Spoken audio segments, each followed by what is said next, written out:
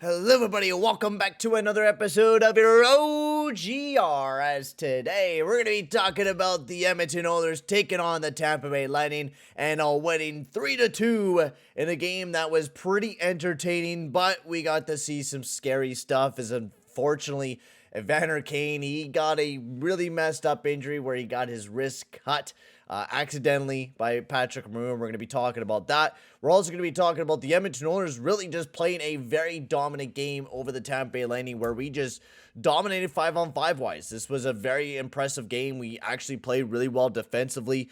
Campbell had an amazing game for the Edmonton Oilers. I think one of his best games in an Oilers uniform. But before we get into this, I'd like to just say if you are new to the channel, guys, make sure to hit that subscribe button and hit that like button as well. It'll be very much appreciated there, guys. So let's get into this one. And before I do, as you guys can see, I'm also live for this as well. So make sure to come and check out the live streams. I'll be live once again on Thursday for as the Edmonton Oilers will be going up against the Hurricanes. And then right after that, we'll be live for the Preds and Colorado game right after that as well. So it's going to be very entertaining Thursday night. So make sure to come and jump into that stream as you guys get to chat with me. And sometimes I get to do these live OGRs where you guys get to put your input in the chat while I talk about the OGR and I'll talk about it a little bit. So let's get into the scoring summary right off the get-go, which is definitely something I wanted to talk about, is because today we actually had a perfect, flawless PK. We did really good on the PK. We were actually playing really aggressive, doing the things that we need to do on our PK to make things successful, and we were exactly doing that, which made me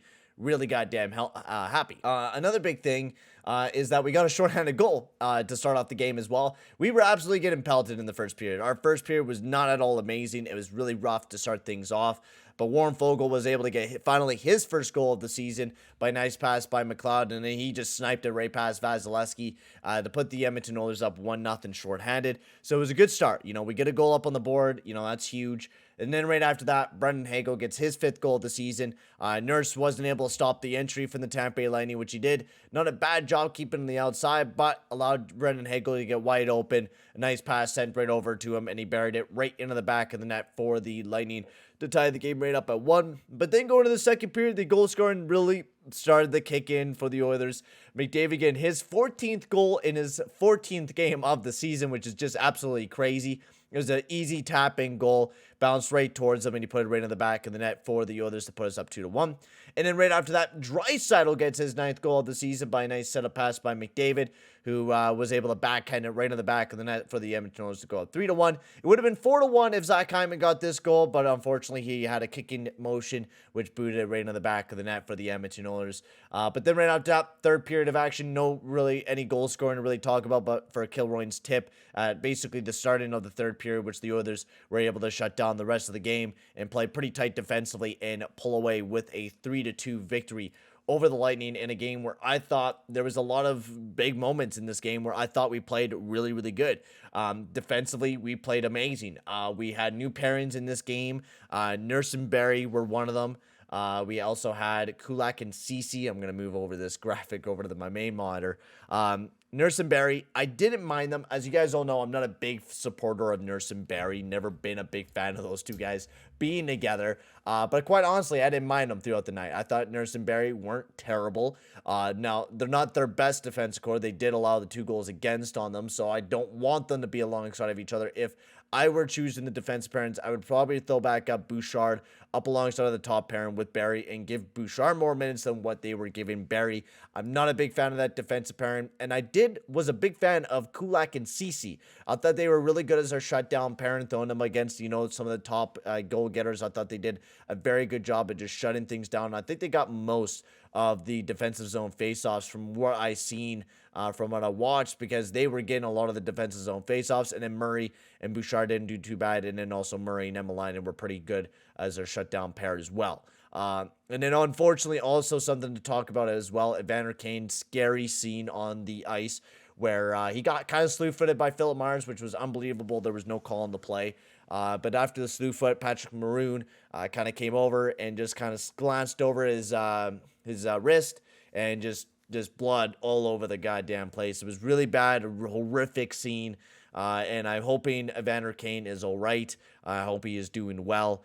He just got sent off to the hospital to get a procedure done, so I don't know what's exactly going to happen.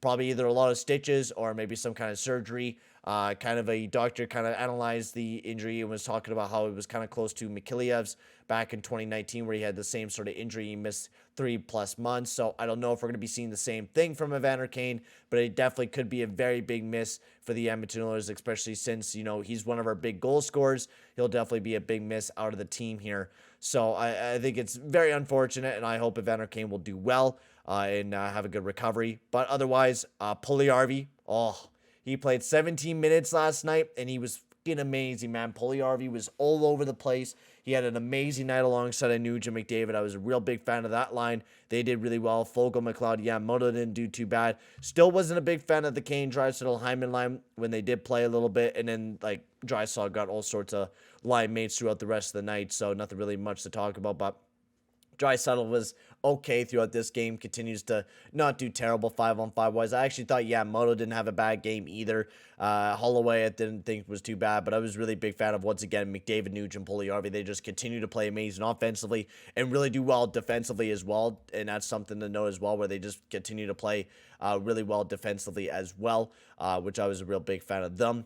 And then Jack Campbell. Jack Campbell was bloody amazing throughout tonight's game as well. He was a big reason why he just played incredible for the Edmonton Oilers.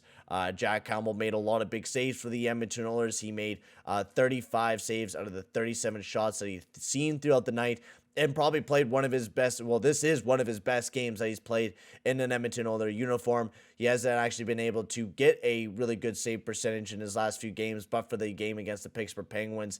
So seeing him, pull away with a big victory and have a really good night tonight was really good to see. He just had an incredible game for the Edmonton Oilers, so I was really happy to see that and him play really solid for the Edmonton Oilers. I thought that was a really good thing to see. And then, just the really good, giving Puljujarvi more minutes, Zach Hyman. And generally, we just looked really good than what we did yesterday. Yesterday was a real sloppy game. We didn't play too incredible. So, and seeing that, big turnaround in the next game, we were able to bounce back and play really good. I think that was a big thing here for the Edmonton Oilers, that we needed a bounce back victory. And I talked about it a lot during the stream, that we absolutely needed to bounce back in this game and play really good. And that was something that we absolutely needed to do. And we absolutely did do that and had an amazing comeback victory and didn't go and lose 4 games in a row. So I thought this was a massive victory for the Edmonton Oilers and is a real big victory moving forward. That's really it here for this live OGR for you guys today.